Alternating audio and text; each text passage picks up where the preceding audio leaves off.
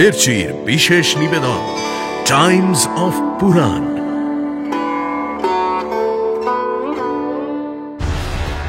আমরা যত দ্রুত সম্ভব দ্বারকায় ফিরে গিয়ে খবরটা সকলকে দিই, তারপর সকলে মিলে যা ঠিক করবে তাই হবে।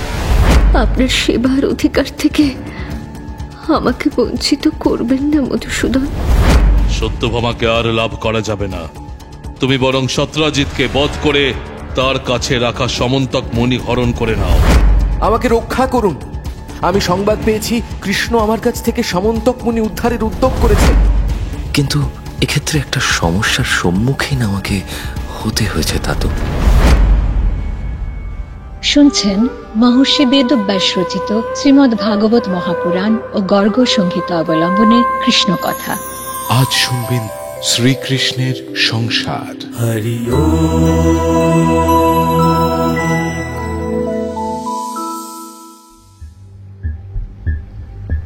ঋষিবর, রাজা জাম্বুবানের গুহা থেকে সমন্তক মণি নিয়ে এবং জাম্ববতীকে বিবাহ করে কি সেখান থেকে দ্বারকা অভিমুখে চললেন? তার যে সঙ্গীদের তিনি গুহার মুখে ছেড়ে গেছিলেন তারাই বা কোথায় ছিল তখন? শোনো পরীক্ষিত, এইখানে একটা সমস্যা তৈরি হয়। কৃষ্ণ যে সঙ্গীদের গুহার বাইরে রেখে গুহায় প্রবেশ করেন, তারা 12 দিন পর্যন্ত কৃষ্ণের জন্য অপেক্ষা করতে থাকে। ভাই, আজ 12 দিন হয়ে গেল, বাসুদেব তো এখনো গুহা থেকে বেরোলেন না। সেটাই তো চিন্তার ব্যাপার। চলো একবার গুহার মধ্যে গিয়ে দেখি ওখানে কি আছে। না না, ছেড়ে দাও। বাসুদেব আমাদের বাইরে অপেক্ষা করতে বলে গেছেন যখন, তখন সেটা করাই ভালো। মিছিমিছি কোনো অশান্তিতে জড়িয়ে পড়ার দরকার নেই। কি বলো সবাই? হ্যাঁ হ্যাঁ, ঠিক বলেছ। অযথা সমস্যা সৃষ্টি করে লাভ কি? বাসুদেবও সঙ্গে নেই আমাদের রক্ষা করবার জন্য। তবু একবার গিয়ে দেখি, বাসুদেবকে খুঁজে বার করার চেষ্টা করি। না জানি কি অবস্থায় তিনি আছেন। ওহে, পাগলামো করো না। বাসুদেবের মতো পরাক্রমশালী বীর যখন 12 দিনেও ওখান থেকে বার হতে পারলো না, তখন তুমি আমি পারবো ভাবছো? হে বাসুদেব, কোথায় তুমি? শোনো, এক কাজ করি, আমরা যত দ্রুত সম্ভব দ্বারকায় ফিরে গিয়ে খবরটা সকলকে দিই, তারপর সকলে মিলে যা ঠিক করবে তাই হবে। এই কথাটা ভালো বলেছ, কিন্তু দ্বারকায় গিয়ে আমরা সকলকে মুখ দেখাবো কি করে? বাসুদেবের সঙ্গী হয়ে আমরা বনে এলাম, আর তাকে ফেলে রেখে আমরা চলে যাব? সেই জন্যই বলছি বন্ধু, আমরা বরং আরো কটা দিন অপেক্ষা করি। যদি প্রভু ফিরে আসেন, আমাদের না দেখতে পেলে বড়ই কষ্ট পাবেন। আর যদি না ফেরেন? এই অজানা গুহার সামনে এইভাবে বসে আছি আমরা, কখন ভয়ানক কিছু গুহার মধ্যে থেকে বেরিয়ে আসবে তার কি কোনো ঠিক আছে? না না, আমাদের আজ সন্ধ্যের আগেই দ্বারকায় পৌঁছতে হবে। সেখানে বাসুদেবের খবর দেওয়াটা অত্যন্ত জরুরি। অর্থাৎ তারা 12 দিন পর দ্বারকায় ফিরে গেল আচার্যদেব। তারপর কি হলো? পরীক্ষিত, 12 দিন পর তারা দ্বারকায় ফিরে সব ঘটনা সবিস্তারে জানালো। সারা দ্বারকাপুরী জুড়ে নেমে এলো শোকের কালো ছায়া। পিতা বাসুদেব, মাতা দেবকী, স্ত্রী রুক্মিণী দুঃখে অত্যন্ত কাতর হয়ে পড়লেন। আর দ্বারকার বাকি প্রজারা? এ খবর শুনে তাদের কি অবস্থা হলো ঋষিবর? দ্বারকাবাসী শোকে পাথর হয়ে গেল, এবং শুধু তাই নয়, এই সমগ্র ঘটনার জন্য তারা সত্রাজিৎকে দায়ী করল। এরপর কৃষ্ণকে ফিরে পাবার আশায় তারা সবাই মিলে মহামায়া শ্রী দুর্গা দেবীর আরাধনা করতে লাগল। আরাধনায় প্রসন্ন হয়ে দেবী তাদের আশীর্বাদ করলেন। ঋষিবর, কৃষ্ণ জাম্ববতীকে নিয়ে তাহলে কখন দ্বারকায় ফিরলেন? আর তাদের ফিরতে দেখে দ্বারকাবাসী বা কি করল, সেটা জানতে আমার বড় আগ্রহ হচ্ছে। রাজা, দ্বারকাবাসী যখন দেবী মহামায়ার আশীর্বাদ লাভ করল, সেই সময়ই কৃষ্ণ এসে উপস্থিত হলেন নগরীতে। তার গলায় তখন শোভা পাচ্ছে সমন্তক মণি, এবং রথে তার পাশে বসে রয়েছেন নববিবাহিতা পত্নী জাম্ববতী। কৃষ্ণ যে নিজ কার্যে সফল হয়েছেন সেটা বুঝতে পেরে প্রজাদের আনন্দ আর ধরে না। আচার্যদেব, কৃষ্ণ সমন্তক মণি উদ্ধার করে নিয়ে এসে সেটা কি সত্রাজিৎকে ফিরিয়ে দিলেন? রাজা, ভগবান শ্রীকৃষ্ণ সেই মণি নিয়ে এসে উগ্রসেনের রাজসভায় গেলেন। সেখানেই আহ্বান করলেন সত্রাজিৎকে। সত্রাজিৎ রাজসভায় উপস্থিত হলে কৃষ্ণ তাকে মণি উদ্ধারের সমস্ত ঘটনা বিশদে বললেন এবং তার হাতে সেই মণি ফিরিয়ে দিলেন। সত্রাজিৎ সে মণি ফেরত নিয়ে নিলেন? হ্যাঁ রাজা, মণিটা সত্রাজিৎ নিলেন কৃষ্ণের হাত থেকে, কিন্তু লজ্জায় মাথা নিচু করে। কৃষ্ণের নামে কুকথা বলেছিলেন বলে তার অনুতাপের সীমা রইল না। এরপর তার মনে হতে লাগল যে তিনি অন্যায় করে ফেলেছেন, তার থেকে কিভাবে মুক্তি পাবেন। আমি নিতান্তই অদূরদর্শী। কৃষ্ণের নামে অপবাদ দেওয়াটা আমার ঠিক হয়নি। এই সমন্তক মুনির যা মূল্য, আমার মেয়ে আমার কাছে তার চেয়েও মূল্যবান। আমি বরং এই মুনির সঙ্গে আমার কন্যাকেও কৃষ্ণের হাতে সমর্পণ করব। সত্রাজিতের কন্যা সত্যভামা ছিলেন বহুগুণ সম্পন্না। তার মতো স্থির, শীল, সুন্দর কন্যার জুড়ি মেলা ভার। অনেক রাজাই তাকে বিবাহ করতে চেয়েছিলেন, কিন্তু সত্রাজিৎ কন্যাকে কৃষ্ণের হাতে সমর্পণ করবেন এইরূপ মনস্থির করে কৃষ্ণের কাছে গেলেন।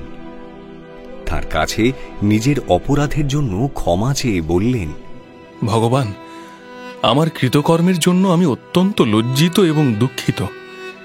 এর প্রায়শ্চিত্ত স্বরূপ এই সমন্তক মুনি এবং আমার কন্যা সত্যভামাকে আমি আপনার হাতে সমর্পণ করতে চাই।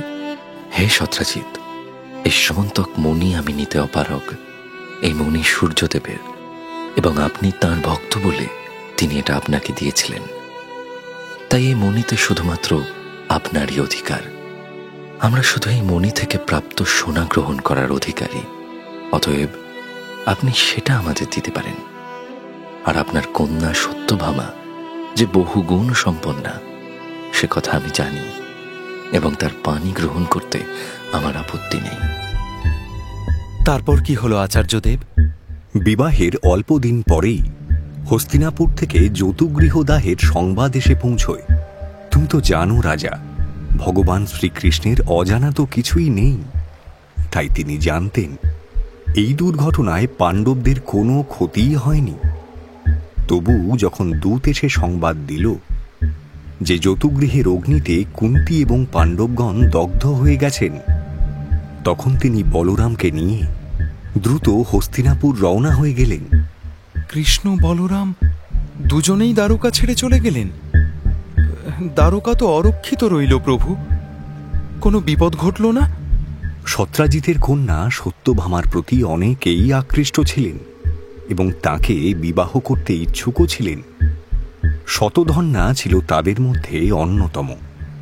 সে বীর হলেও তার চরিত্র ছিল অত্যন্ত খল।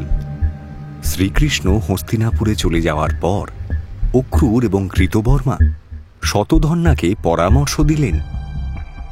শোনো শতধন্যা, আমরা বারংবার ইচ্ছা প্রকাশ করার পরেও সত্রাজিৎ আমাদের কারোর সঙ্গে সত্যভামার বিয়ে দিল না। তুমিও তো কম যোগ্য পাত্র নও, তবু তোমার সঙ্গেও বিয়ে না দিয়ে ওই কৃষ্ণের সাথে নিজের কন্যার বিয়ে দিল। এ অন্যায় মেনে নেওয়া যায় না। কৃষ্ণ এবং বলরাম কেউই এখন দ্বারকায় নেই। সত্রাজিতের ওপর প্রতিশোধ নেবার এটাই ভালো সময়। ঠিক ঠিক, এ অন্যায় কিছুতেই মেনে নেব না আমি। কিন্তু কিভাবে নেব প্রতিশোধ? সত্যভামা তো এখন কৃষ্ণের স্ত্রী। সত্যভামাকে আর লাভ করা যাবে না। তুমি বরং সত্রাজিৎকে বধ করে তার কাছে রাখা সমন্তক মণি হরণ করে নাও। হ্যাঁ, তাই করব। সত্রাজিৎ আমাদের ছলনা করেছে, এবার ওর শেষ আসন্ন। রাজা, পাপাচারী শতধন্যার শিয়রে তখন মৃত্যু আসন্ন। তাই অন্যের প্ররোচনায় তার মতিভ্রম হল। সে ঘুমন্ত সত্রাজিৎকে হত্যা করে সমন্তক মণি নিয়ে পালালো। ঋষিবর, সত্যভামা তখন কোথায় ছিলেন? পরীক্ষিত, সত্যভামা তখন সেই বাড়িতেই ছিলেন। শতধন্যা বলপূর্বক অন্তঃপুরে ঢুকে ঘুমন্ত সত্রাজিৎকে কসাইয়ের মতো হত্যা করল এই চরম দুর্দিনেও বিদুষী সত্যভামার মতি স্থির ছিল। তিনি পিতার শবদেহকে এক বিরাট তেলের পাত্রে নিমজ্জিত রেখে নিজেই হস্তিনাপুর গেলেন। সেখানে গিয়ে কৃষ্ণকে সবিস্তারে সব ঘটনা বর্ণনা করলেন। কৃষ্ণ ও বলরাম তখনই রওনা হলেন দ্বারকার উদ্দেশ্যে। সেখানে ফিরে তারা শতধন্যার কাছ থেকে সমন্তক মণি উদ্ধারের জন্য উদ্যোগ নিলেন। আচার্যদেব, শতধন্যা কি জানতে পেরেছিল যে কৃষ্ণ তার কাছ থেকে এই মণি উদ্ধারের চেষ্টা করবে? অবশ্যই রাজা। অচিরেই শতধন্যার কাছে সেই খবর পৌঁছায়। তখন সে খুব ভয় পেয়ে প্রথমে কৃতবর্মার কাছে গিয়ে সাহায্য চায়। আমাকে রক্ষা করুন, আমি সংবাদ পেয়েছি কৃষ্ণ আমার কাছ থেকে সামন্তক মুনি উদ্ধারের উদ্যোগ করেছেন। হে শতধন্যা, ভগবান শ্রীকৃষ্ণ এবং বলরাম স্বয়ং ঈশ্বরের স্বরূপ, সর্বশক্তিমান। তাঁদের সঙ্গে শত্রুতা করে কেউ রক্ষা পায়নি। কংসের মতো প্রবল পরাক্রমশালী রাজা যার হাতে নিহত হন, জরাসন্ধের মতো বীর যার কাছে বারবার পরাজিত হন, তার সামনে আমরা যে নিতান্তই সাধারণ। আমাকে ক্ষমা করবেন। আমি কৃষ্ণ বলরামের সঙ্গে বিবাদে কোনোভাবে আপনাকে সাহায্য করতে পারবো না। ওহ, আমি আপনাকে আমার মিত্র ভেবেছিলাম, আপনি এইভাবে আমার সঙ্গ ছেড়ে গেলেন। বেশ, আমিও এর প্রতিশোধ একদিন নেব। আগে তো কৃষ্ণের রোষ সামলান, তারপর না হয় আমার সাথে বোঝাপড়া করবেন। এইভাবে কৃতবর্মার কাছ থেকে কোনো সাহায্য না পেয়ে বিফল মনোরথ হয়ে শতধন্যা গেল অক্রূরের কাছে। তার কাছে সাহায্য প্রার্থনা করে সে বলল, হে মহামন্ত্রী অক্রূর, কৃষ্ণ আমার কাছ থেকে সামন্তক মুনি উদ্ধার করার উদ্যোগ নিয়েছেন। আপনি দয়া করে আমার সঙ্গ দিয়ে কৃষ্ণকে প্রতিহত করতে সাহায্য করুন। আমাকে মাফ করো শতধন্যা। শখ করে কে সর্বশক্তিমানের বিরুদ্ধে লড়াই করতে যাবে, যিনি 7 বছর বয়সে এক হাতে গিরিরাজ গোবর্ধনকে 7 দিন ধরে তুলে ধরেছিলেন, তার পায়ে আমার 100 কোটি প্রণাম। তার বিরুদ্ধে অস্ত্র ধরার কথা আমি দুঃস্বপ্নেও কল্পনা করতে পারি না। আমি আপনাদের মিত্র ভেবেছিলাম, তাই আপনারা যা করতে বলেছিলেন করেছি। এখন আপনারাই আমার সঙ্গ ত্যাগ করছেন। শোনো শতধন্যা, আমরা তোমাকে পরামর্শ দিয়েছিলাম মাত্র, কাজটা করতে বলিনি, বা এমন কাজে তোমার সঙ্গে থাকার প্রতিশ্রুতিও দিইনি। অতএব আমাকে মাফ করো। এ লড়াই সম্পূর্ণভাবে তোমার একার লড়াই। বেশ, তবে লড়াই আমার একারই হোক। জ্যেষ্ঠ অক্রূর, শুধু আমার এই শেষ অনুরোধটুকু আপনি রাখুন। এই সামন্তক মুনি আমি আপনার কাছে গচ্ছিত রেখে গেলাম। জীবিত ফিরি তো এটা আমি আপনার কাছ থেকে ফিরিয়ে নেব। বেশ, তবে তাই হোক। আচার্যদেব, শতধন্যা কি পালিয়ে গেল দ্বারকা ছেড়ে? হ্যাঁ রাজা, সে তখন 100 যোজনগামী ঘোড়ায় চড়ে তখনই পালিয়ে গেল। আর কৃষ্ণ বলরাম কি করলেন তখন? দেখো পরীক্ষিত, ভগবানের অজানা তো কিছুই নেই। ফলে কৃষ্ণ জানতেন শতধন্যা পালাবে, তাই সে পালাতেই তিনি বলরামকে সঙ্গে নিয়ে দ্রুতগামী গরুধ্বজ রথে চড়ে নিজের শ্বশুর হন্তা সেই শতধন্যার পেছনে ধাওয়া করলেন। তারপর কি হলো আচার্যদেব? মিথিলাপুরের কাছে এসে এক উপবনের মধ্যে শতধন্যার ঘোড়াটা পড়ে গেল। সে তখন ঘোড়াকে সেখানেই রেখে পায়ে হেঁটে পালাতে লাগল।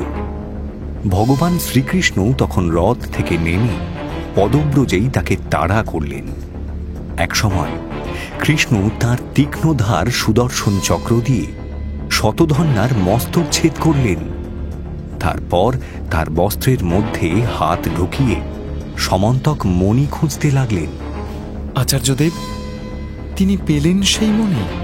না রাজা, কৃষ্ণ সেই মণি পেলেন না। আসলে সে মণি তো শতধন্যা অক্রূরের কাছে গচ্ছিত রেখেছিল।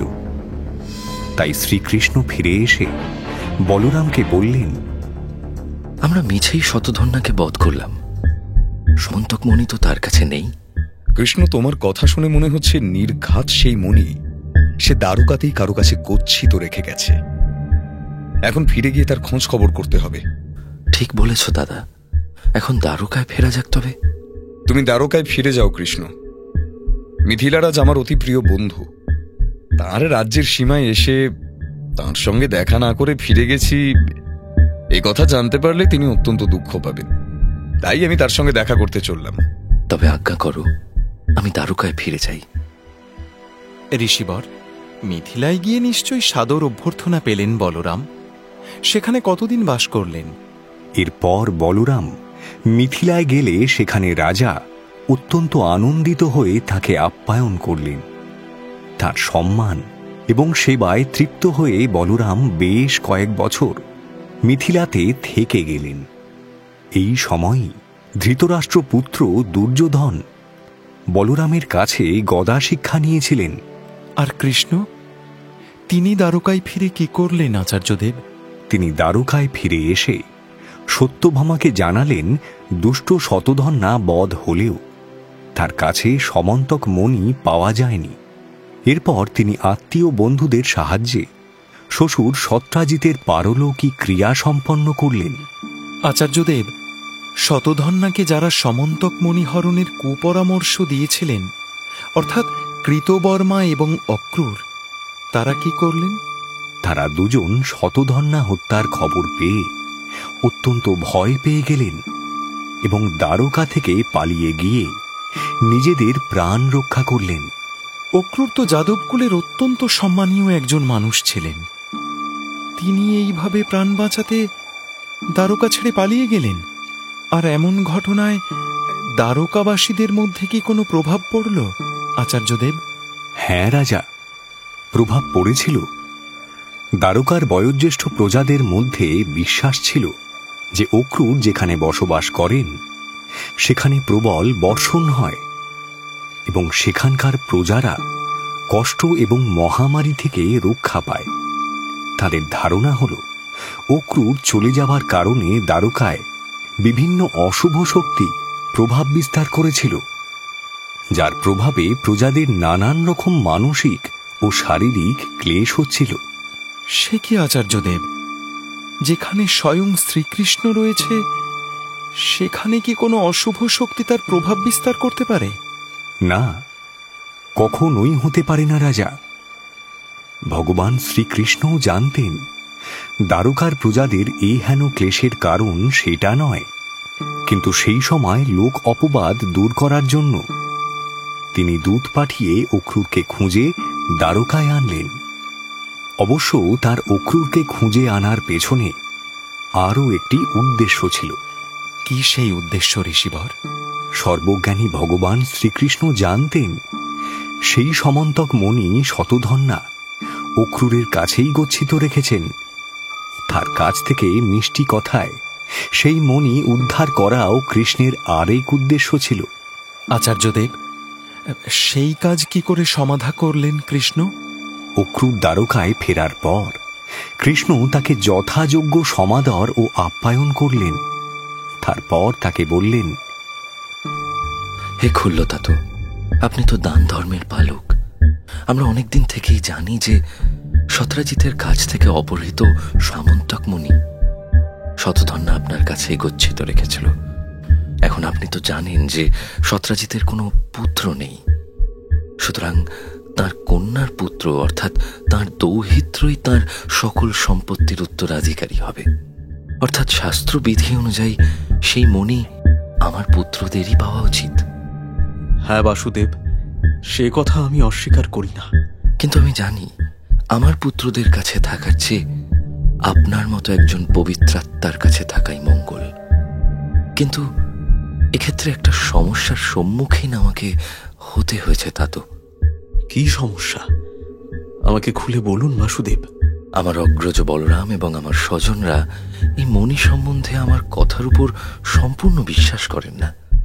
অতএব আপনি যদি দয়া করে একটিবার সেই মণি তাঁদের সামনে উপস্থিত করেন, তবে অগ্রজ বলরাম, সত্যভামা, জাম্ববতী ইত্যাদি সকলের এই মণি সম্পর্কিত সকল সন্দেহ নিরসন হয়।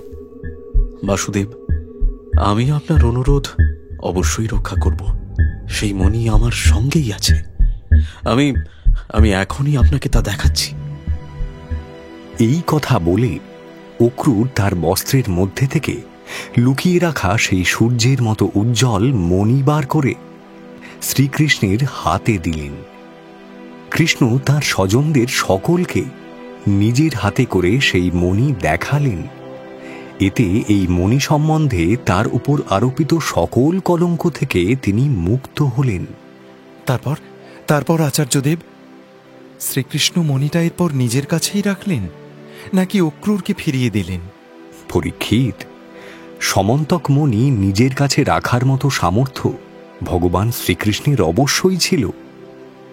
তবে তিনি কিন্তু অক্রূরকে কথা দিয়েছিলেন যে একবার সকলকে দেখিয়ে এই মণি তিনি তাকেই ফেরত দেবেন। সুতরাং নিজের কথা রক্ষা করতে তিনি সেই মণি অক্রূরের হাতেই ফিরিয়ে দিলেন। আচার্যদেব, শ্রীকৃষ্ণ সত্যভামার মুখে সত্রাজিতের হত্যার কথা শুনে হস্তিনাপুর থেকে তো দ্বারকায় ফিরে এলেন। এরপর আবার তাঁর সঙ্গে পাণ্ডবদের কখন দেখা হলো? পাণ্ডবরা যখন ইন্দ্রপ্রস্থে থাকতে শুরু করেন তখন একবার কৃষ্ণ সদল বলে সেখানে গিয়ে হাজির হন। ঘোর বর্ষার মধ্যে একদিন অর্জুনের সঙ্গে শিকারে বেরোলেন কৃষ্ণ। একসময় ক্লান্ত হয়ে বিশ্রাম করবার জন্য যমুনা তীরে গিয়ে দাঁড়ালেন। সেখানে অনতি দূরে এক অতি সুন্দরী কন্যা বসে তপস্যায় রত। কৃষ্ণ তার খোঁজ নিতে অর্জুনকে পাঠালেন। অর্জুন কাছে গিয়ে তাকে জিজ্ঞাসা করলেন, হে সুন্দরী, কে তুমি? কার কন্যা? আর কোথা থেকে এসেছো তুমি? হে পথিক, আমি ভগবান সূর্যদেবের কন্যা কালিন্দী। আমি ভগবান বিষ্ণুকে ছাড়া অন্য কোনো পুরুষকে আমার পতিরূপে দেখতে চাই না। সেই কারণেই আমার এই তপস্যা। আমি শুধু চাই পরম প্রেমময় ভগবান বিষ্ণু আমার উপর প্রসন্ন হন। এই ঘন অরণ্যের মাঝে কোথায় বাস করো তুমি? আমার পিতা সূর্যদেব আমার জন্য যমুনার জলে এক প্রাসাদ নির্মাণ করে দিয়েছেন। আমি সেখানেই থাকি। আচ্ছা, আর কতদিন ধরে চলবে তোমার এই তপস্যা? যতদিন না ভগবান বিষ্ণু আমার ডাকে সাড়া দিয়ে আমাকে দর্শন দেন, ততদিন আমি এখানে তপস্যা করব এবং বসবাস করব। এই শুনে অর্জুন কৃষ্ণের কাছে গিয়ে সব কথা জানালেন। ভগবান যদিও সর্বজ্ঞ, তবু তিনি অর্জুনের সব কথা শুনলেন এবং তখনই গিয়ে সেই কন্যাকে রথে তুলে নিয়ে যুধিষ্ঠিরের কাছে উপস্থিত হলেন। এরপর কি হলো আচার্যদেব? কৃষ্ণ বিবাহ করলেন কালিন্দীকে? না রাজা, কৃষ্ণ তখনই বিবাহ করলেন না কালিন্দীকে। সে পাণ্ডবদের অন্তঃপুরে অন্যান্য রমণীদের সঙ্গে বসবাস করতে লাগল। অগ্রজদের কাছ থেকে খাণ্ডব দহনের কাহিনী আমি শুনেছি ঋষিবর। পাণ্ডবদের সঙ্গে তার অসংখ্য লীলার কথাও শুনেছি। আমাকে যাদবকুলের কাহিনী শোনান প্রভু। দ্বারকার কাহিনী বলুন, সে কাহিনী আমি কখনো শুনিনি। শোনো রাজা, খাণ্ডব দহনের পরে কালিন্দীকে বিবাহ করলেন কৃষ্ণ। তারপর অবন্তী দেশের রাজকুমারী মিত্রবন্দাকে বিবাহ করেন। এই মিত্রবন্দা ছিলেন কৃষ্ণের পিসির মেয়ে। একে কিভাবে বিবাহ করলেন কৃষ্ণ? অনুগ্রহ করে আমাকে সবটা বলুন আচার্যদেব। মিত্রবন্দার দুই দাদা বিন্দু ও অনুবিন্দু ছিলেন দুর্যোধনের অনুগামী। মিত্রবন্দা নিজের স্বয়ংবর সভায় শ্রীকৃষ্ণকে পতিরূপে বরণ করে নিলে তার দুই দাদা প্রবলভাবে বাধা দেয়। তখন সকল রাজাদের উপস্থিতিতেই শ্রীকৃষ্ণ সেই সভা থেকেই মিত্রবন্দাকে হরণ করে দ্বারকায় নিয়ে যান এবং সেখানে তাকে শাস্ত্রমতে বিবাহ করেন। আহা, সর্বশক্তিমান ভগবান শ্রীকৃষ্ণের বীরত্বের কাছে বাকি সকল বীরকেই নগণ্য মনে হয়। আচার্যদেব, এরপর কি ঘটেছিল? এরপর একে একে সত্যা এবং লক্ষণাকে বিবাহ করে গোবিন্দ এবার ভৌমাসুরকে উদ্ধার করতে চললেন। ভৌমাসুর কে ঋষিবর? ভৌমাসুর ছিল প্রাগ জ্যোতিষপুরের রাজা। সে এতই অত্যাচারী ছিল যে তার উৎপাতে দেবতারাও অতিষ্ঠ হয়ে উঠেছিলেন। সে একবার বরুণদেবের ছাতা এবং মাতা অদিতির কুণ্ডল অপহরণ করে নেয়। শুধু তাই নয়, মেরু পর্বতে মণি পর্বত নামে এক জায়গা আছে, সেটি দেবতাদের স্থান। ভৌমাসুর বল প্রয়োগ করে সেই জায়গাও দখল করে নেয়। তখন দেবরাজ ইন্দ্র দ্বারকায় এসে কৃষ্ণের সঙ্গে দেখা করেন। হে পরম সুন্দর নারায়ণ, আমার প্রণাম গ্রহণ করুন। সব কুশল তো দেবরাজ? আপনি তো সবই জানেন প্রভু। ভৌমাসুরের অত্যাচারে দেবতাদের প্রাণ একেবারে ওষ্ঠাগত, আর যে সইতে পারা যায় না। আপনি এর একটা প্রতিকার করুন প্রভু। ওই অসুরের হাত থেকে আমাদের রক্ষা করুন প্রভু, রক্ষা করুন। আপনি নিশ্চিত মনে ফিরে যান দেবরাজ, ভৌমাসুরকে আমি খুব শীঘ্রই বধ করব। এইভাবে ইন্দ্রকে আশ্বাস দিয়ে বিদায় জানিয়ে কৃষ্ণ তার অন্যতমা প্রিয় পত্নী সত্যভামাকে সব ঘটনা জানালেন। তারপর তাকে সঙ্গে নিয়ে গরুরের পিঠে চড়ে চললেন প্রাগ জ্যোতিষপুরের উদ্দেশ্যে। আচার্যদেব, কেমন ছিল সেই প্রাগ জ্যোতিষপুর? জানতে বড় আগ্রহ হচ্ছে। পরীক্ষিত, প্রাগ জ্যোতিষপুর ছিল অত্যন্ত সুরক্ষিত এবং সেখানে প্রবেশ করা ছিল অতি কঠিন কাজ। রাজধানীর চারিদিকে সুউচ্চ গিরিদুর্গ এবং তার মধ্যে ছিল প্রচুর অস্ত্রশস্ত্র। তারপরে ছিল জলে পরিপূর্ণ পরিখার বেষ্টনী এবং অগ্নিবেষ্টনী। তার উপরে ছিল বিদ্যুৎ প্রাচীর, যার মধ্যে দিয়ে বায়ুও চলাচল করতে পারত না। এই সব পার করে গেলে দেখা যেত তার ভেতরে রয়েছে মুরো দৈত্যের পেতে দেওয়া অসংখ্য শক্ত জাল। নগরের চতুর্দিকে এই জাল বিস্তৃত ছিল। আচার্যদেব, এ তো সাংঘাতিক সুরক্ষা বেষ্টনী। কৃষ্ণ এর মধ্যে দিয়ে সেখানে প্রবেশ করলেন কি করে? রাজা, ভগবানকে শত বেষ্টনী দিয়েও আটকানো যায় কি? তিনি পদাঘাত করে সেই গিরিদুর্গ চূর্ণ বিচূর্ণ করে দিলেন এবং ক্রমাগত তীর বর্ষণ করে সেই দুর্গ ছিন্ন ভিন্ন করে দিলেন। এরপর তিনি নিজের সুদর্শন চক্র দ্বারা অগ্নি, জল ও বায়ু দিয়ে বানানো সব প্রাচীর তছনছ করে দিলেন। আর মুরো দৈত্যের পেতে রাখা জাল, সেটা কিভাবে পেরোলেন বাসুদেব? মুরো দৈত্যের বানানো সেই পাশ কৃষ্ণ তাঁর তরবারির আঘাতে খণ্ড বিখণ্ড করে দিলেন। শেষে নিজের গুরুভার গদা দ্বারা নগরের প্রাচীরটা চূর্ণ বিচূর্ণ করলেন। এরপর বাসুদেব নিজের পাঞ্চজন্য শঙ্খ ফোঁ দিলেন। সেই প্রলয়ঙ্কারী শঙ্খের গুরু গম্ভীর আওয়াজে নগরের রক্ষীদের প্রাণ কেঁপে উঠল এবং সেই শব্দ মুরদৈত্যের ঘুম ভাঙিয়ে দিল। সেই দৈত্যের 5-5টা মাথা ছিল, আর সে ছিল প্রলয়কালীন সূর্য এবং অগ্নির মতো তেজস্বী। সাধারণ প্রাণী তার সেই ভয়ঙ্কর আকৃতির দিকে চোখ তুলে তাকাতে পারত না। সেই ভয়ঙ্কর দৈত্যকে এবার কৃষ্ণর সঙ্গে যুদ্ধ শুরু করল প্রভু? হ্যাঁ রাজা, সাপ যেভাবে গরুরের দিকে তেড়ে যায় তেমনভাবেই সেই দৈত্য নিজের ত্রিশূল উঁচিয়ে ভগবানের দিকে তেড়ে গেল। মনে হলো সে যেন তার পঞ্চমুণ্ড দিয়ে ত্রিলোক গ্রাস করে ফেলবে। এইভাবে তেড়ে গিয়ে দৈত্য নিজের ত্রিশূলটা প্রচণ্ড বেগে ঘুরিয়ে কৃষ্ণের বাহন গরুরের দিকে ছুঁড়ল আর মুখে অতি ভয়ানক সিংহনিনাদ করতে লাগল। আচার্যদেব, এই দৈত্যের আক্রমণ কৃষ্ণ কিভাবে সামলালেন? কৃষ্ণ দুটো তীর ছুঁড়ে সেই ত্রিশূলকে 3 খণ্ডে ভেঙে দিলেন। এরপর দৈত্য কৃষ্ণের দিকে গদা নিক্ষেপ করলে কৃষ্ণ নিজের গদা দিয়ে সেটাও চূর্ণ বিচূর্ণ করে দিলেন।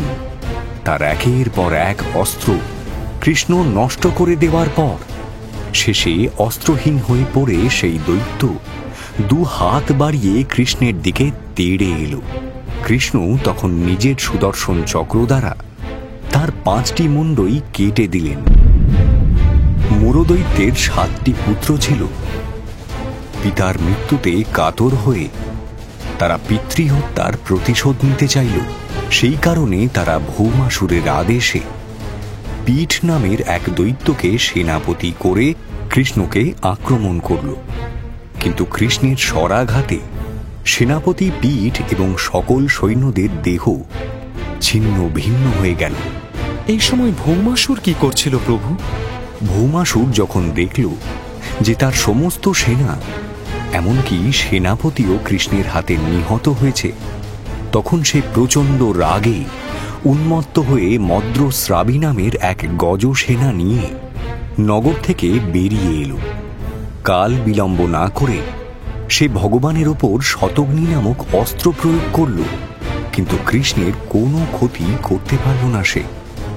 ভৌমাসুরের সেনারা ছিন্ন বিচ্ছিন্ন হলো, কেউ আবার পালিয়ে গেল। এবার ভৌমাসুর একা লড়তে শুরু করল। সে কেমন যুদ্ধ হলো ঋষিবর? ভৌমাসুর দেখল একে একে তার সকল প্রচেষ্টা ব্যর্থ হয়ে গেল। তখন সে নিজের ত্রিশূল তুলে কৃষ্ণকে আক্রমণ করতে গেল, কিন্তু সেই ত্রিশূল কৃষ্ণের দিকে নিক্ষেপ করার আগেই কৃষ্ণের সুদর্শন চক্র তার মস্তক ছেদ করে ফেলল। ভৌমাসুরের মৃত্যুতে জগতের সমস্ত ঋষিগণ সাধুবাদ দিতে লাগলেন, আর দেবতারা কৃষ্ণের ওপর পুষ্প বৃষ্টি করতে থাকলেন। কি অপরূপ লীলা ভগবানের! কি অসামান্য বীরত্বের প্রদর্শন! তারপর কি হলো আচার্যদেব? ভৌমাসুর বধের পর দেবী পৃথিবী স্বয়ং কৃষ্ণের কাছে এলেন। তিনি কৃষ্ণের গলায় বৈজয়ন্তীর বনু মালা পরিয়ে দিলেন এবং তাকে মাতা অদিতির রত্নখচিত কুণ্ডল দান করলেন। এরপর দেবী পৃথিবী ভগবান শ্রীকৃষ্ণের স্তব করে বললেন, হে শঙ্খচক্র গদাধারী দেবাদিদেব, হে সর্বেশ্বর, হে পদ্মনাভ, আপনার সুকুমার কমল সম চরণ যুগলে আমার প্রণাম জানাই প্রভু। আপনি এ বিশ্বের সকল ঐশ্বর্য, যশ, খ্যাতি, জ্ঞান ও বৈরাগ্যের পরম আধার। আপনি অনন্ত, আর আপনি সকল বস্তুর সার। নিত্য আপনি, অনিত্যও আপনি, প্রকৃতি আপনি, পুরুষও আপনি। ভক্তের ডাকে সাড়া দিয়ে আপনি ভিন্ন ভিন্ন রূপে ফিরে আসেন। আপনার চরণে 100 কোটি প্রণাম প্রভু। কল্যাণ হোক মাতা। আমার একটি অনুরোধ আছে প্রভু। কি অনুরোধ? আজ্ঞা করুন। প্রভু, আপনি আমার পুত্র ভৌমাসুরকে নিধন করার পর তার পুত্র ভগদত্ত অত্যন্ত ভীত ও সন্ত্রস্ত হয়ে রয়েছে। আমি তাই তাকে আপনার শরণে এনেছি প্রভু। আপনি দয়া করে ভগদত্তকে আশীর্বাদ করুন। আশীর্বাদ করি ভগদত্ত। সত্য ন্যায়ের পথে যেন তোমার মতি থাকে সর্বদা। চলো বৎস, আমাকে তোমাদের প্রাসাদে নিয়ে চলো। জাগতিক সব রকম সম্পদে পরিপূর্ণ ভৌমাসুরের সেই প্রাসাদে প্রবেশ করে কৃষ্ণ দেখলেন সেখানে 16,000 ক্ষত্রিয় রাজকন্যা রয়েছে, যাদের ভৌমাসুর বিভিন্ন সময়ে বিভিন্ন রাজ্য থেকে বলপূর্বক হরণ করে এনে এখানে বন্দী করে রেখেছে। 16,000 কন্যা! ভগবান কি তাদের মুক্তি দিলেন? কৃষ্ণকে দেখার সঙ্গে সঙ্গে সেই রাজকন্যারা প্রত্যেকেই তাকে স্বামী হিসেবে কামনা করল। তার পাদ পদ্মে নিজেদের সমর্পণ করল তারা। কি অদ্ভুত লীলা ভগবানের! আর্তকে রক্ষা করার ধর্ম তিনি প্রতিনিয়ত পালন করে চলেন। আচ্ছা, তারপর সেই নারীদের কি হলো আচার্যদেব? রাজা, কৃষ্ণ তখন সেই রাজনন্দিনীদের নতুন শুদ্ধ বস্ত্র এবং অলংকার পরিয়ে পালকিতে বসিয়ে দ্বারকায় পাঠিয়ে দিলেন। তাদের সঙ্গে প্রচুর ধনরত্ন, রথ, অশ্ব ইত্যাদিও পাঠালেন। এরপর কৃষ্ণ গেলেন অমরাবতীতে ইন্দ্রের সঙ্গে সাক্ষাৎ করতে। সেখানে দেবরাজ ইন্দ্র তাঁর স্ত্রী ইন্দ্রাণীর সঙ্গে সত্যভামা ও কৃষ্ণের পুজো করলেন। দ্বারকায় ফিরে গিয়ে কৃষ্ণ সেই 16,000 রাজকন্যার কি গতি করলেন আচার্যদেব? তাদের মনস্কামনা পূর্ণ করলেন তিনি। তারা সকলেই তো তাকে স্বামী রূপে চেয়েছিল, তাই শুভ দিন দেখে শাস্ত্রমতে সেই কন্যাদের বিবাহ করলেন কৃষ্ণ। তাহলে তার পত্নীর সংখ্যা কত? আমার খুব আশ্চর্য লাগছে আচার্যদেব। আচ্ছা, কৃষ্ণের যে এত স্ত্রী ছিলেন, তাদের প্রত্যেককে কি আলাদাভাবে যত্ন নিতে পারতেন তিনি? আর তারা সকলে একসঙ্গে মিলেমিশে থাকতে পারতেন? আচ্ছা, তাদের মধ্যে কলহ হতো না? তুমি সংখ্যা দেখেই অবাক হচ্ছ রাজা। ভগবান কৃষ্ণ কিন্তু তার প্রত্যেক স্ত্রীকেই যথাযোগ্য মর্যাদা দিয়েছেন। তাদের প্রত্যেকের জন্যই আলাদা আলাদা গৃহ ছিল। অতএব কলহ বিবাদের কোনো স্থান সেখানে ছিল না। সেই সব গৃহে এমন সব দিব্য বস্তুও ছিল যা জগতের আর কোথাও পাওয়া যেত না। কৃষ্ণের পত্নীরা প্রত্যেকেই ছিলেন দেবী লক্ষ্মীর অংশ বিশেষ। তাদের প্রত্যেকের সঙ্গেই কৃষ্ণের সম্পর্ক বড় মধুর ছিল। সেই সব গৃহে সেবা করার জন্য শত শত দাসী থাকলেও পত্নীরা সকলেই নিজে হাতে স্বামী সেবা করতেন। আচার্যদেব, একটা ব্যাপার জানতে বড় কৌতূহল হচ্ছে। আপনি বললেন কৃষ্ণ নিজের সকল পত্নীদের প্রতি সমান যত্নশীল ছিলেন। তবু তাদের মধ্যে কেউ তো ছিলেন যিনি কৃষ্ণের সবচেয়ে প্রিয় ছিলেন। তিনি কে আচার্যদেব? কৃষ্ণের সত্যি নিজের সকল পত্নীদের প্রতি সমান মনোযোগ ছিল রাজা। তবে তার সবচেয়ে প্রিয় ছিলেন তার প্রথম পত্নী রুক্মিণী। কৃষ্ণের মনের অনেকটা জায়গা জুড়ে ছিলেন তিনি। কিন্তু রুক্মিণী কেন আচার্যদেব? অন্য কেউ নয় কেন? তারা কি রুক্মিণীর সমান যোগ্য ছিলেন না? কৃষ্ণের মনের অনেকটা জায়গা জুড়ে ছিলেন তিনি। রাজা, প্রকৃতপক্ষে রুক্মিণী ছিলেন ভগবান নারায়ণের স্ত্রী, স্বয়ং শ্রী লক্ষ্মী, আর বাকিরা ছিলেন তার অংশ। কৃষ্ণ আর রুক্মিণীর মধ্যে সাধারণ হাস্য পরিহাসের ঘটনা ঘটত প্রভু? নিশ্চয়ই। কৃষ্ণ স্বয়ং বড় রসিক যে, পরিহাস ছাড়া তিনি থাকতেই পারতেন না। একদিনের কথা শোনো রাজা। একদিন রুক্মিণীর পালঙ্কে শুয়ে কৃষ্ণ বিশ্রাম নিচ্ছিলেন। রুক্মিণী সেদিন স্বয়ং শ্রীলক্ষ্মীর মায়াময় রূপ ধারণ করে ভগবানের সেবা করছিলেন। এতে কৃষ্ণ অত্যন্ত প্রসন্ন হলেন। কথা প্রসঙ্গে হাস্য মুখে তিনি রুক্মিণীকে জিজ্ঞাসা করলেন, তুমি বড় বঞ্চিত হলে রুক্মিণী। কেন প্রভু, এ কথা বলছেন কেন? তোমার বাবা আর দাদা তো তোমার জন্য অনেক ভালো পাত্র দেখেছিলেন প্রিয়ে। সেসব রাজারা আমার চেয়েও রূপে, গুণে, সম্পদে, শক্তিতে অনেক মহান। তাদের একজনের সঙ্গে তোমার বাগদানও হয়েছিল, মনে পড়ে? না প্রভু, সে কথা আমি মনে করতে চাই না। আমার কাছে সে এক দুঃস্বপ্ন। কেন প্রিয়ে? তুমি কত ভালো থাকতে সেখানে। তিনি তোমাকে মাথায় করে রাখতেন। আমি তার যোগ্য নই রুক্মিণী, আমার অত শক্তি নেই। কি ছলনা করছেন প্রভু? কেন করছেন? আমি কি কোনো অপরাধ করে ফেলেছি? না না, অপরাধ তো আমার। এ দেখো না, জরাসন্ধের ভয়ে পালিয়ে এসে এই দ্বারকা নগরী তৈরি করে এখানে থাকতে বাধ্য হয়েছি। আমার সিংহাসনও নেই। তুমি রানী হতে পারলে না প্রিয়ে। আমাকে ভজনা করে তোমার কোনো সুখ হলো না। আমি আপনার হৃদয়ে রানী হয়ে আছি হে নাথ। আপনার সেবার অধিকার পেয়েছি। আপনি স্বয়ং সর্বনিয়ন্তা হয়েও আমাকে আপনার পাশে বসার অধিকার দান করেছেন। আমার মতো সুখী আর কে আছে? না রুক্মিণী, তোমার প্রতি অন্যায় করেছি আমি। এখনো সময় আছে, ইচ্ছে হলে তোমার উপযুক্ত কোনো ক্ষত্রিয়কে বরণ করে নাও, তাহলে তোমার ইহলোক ও পরলোকের সমস্ত আশা আকাঙ্ক্ষা পূর্ণ হবে। প্রভু, হে নারায়ণ, আমাকে আপনার চরণে রাখুন নাথ। আপনার সেবার অধিকার থেকে আমাকে বঞ্চিত করবেন না মধুসূদন। হে গোবিন্দ, এমন পরিহাস আর করবেন না। রুক্মিণী, রুক্মিণী, হায় হায়, তোমাকে এত আঘাত দিলাম প্রিয়ে। ওঠো রুক্মিণী, ওঠো, দেখো আমার দিকে। এই তো আমি, তোমার সর্বস্ব আমি, এ কথা জানি প্রিয়ে।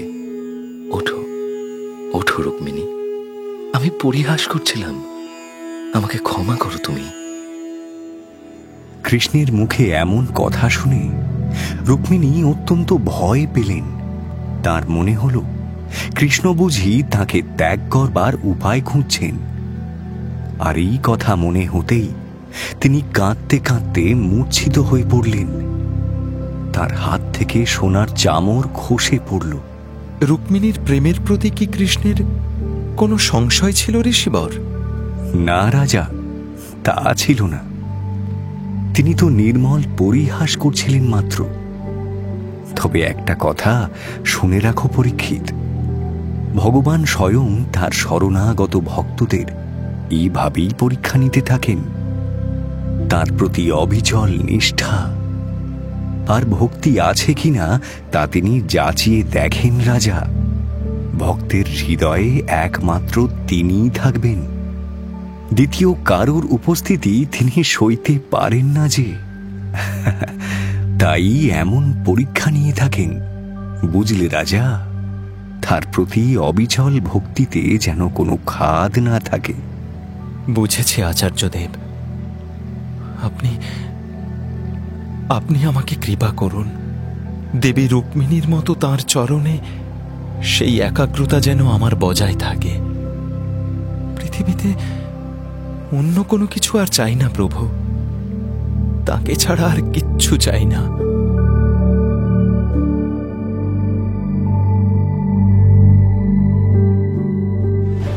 কৃষ্ণ রুক্মিণীর পৌত্র অনিরুদ্ধের সঙ্গে রুক্মির পৌত্রী রচনার বিবাহ হল। বিবাহ বাসরে কলিঙ্গ রাজা এবং তার মিত্ররা বলরামকে পাশা খেলায় আহ্বান জানায়। অনভিজ্ঞ বলরাম খেলায় হেরে যেতে থাকলে রাজারা সকলে মিলে তাকে অপমান করে। রুক্মী পাশা খেলায় ছলনার আশ্রয় নিলে বলরাম রেগে গিয়ে তাকে হত্যা করেন। এরপর সেই কাহিনী নিয়ে ফিরে আসছি আগামী পর্বে।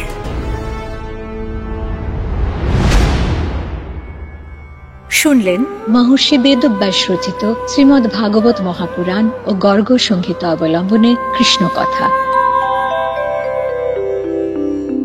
মুখ্য ভূমিকায় সুখদেব শুভজিৎ চ্যাটার্জি, পরীক্ষিত স্পন্দন দাস, কৃষ্ণ গৌরব তপাদার, বলরাম ব্রতদীপ মুখার্জি, সত্রাজিৎ জয় মহাপাত্র, কৃতবর্মা রামস্বরূপ গাঙ্গুলি, অক্রূর কৌশিক ব্যানার্জি, শতধন্যা সায়ন্তন ঘোষ, অর্জুন অর্ঘ্যমাল্য মাইতি, কালিন্দী অধ্যায় সাহা, পৃথিবী মাতা সঙ্গীতা গাঙ্গুলি।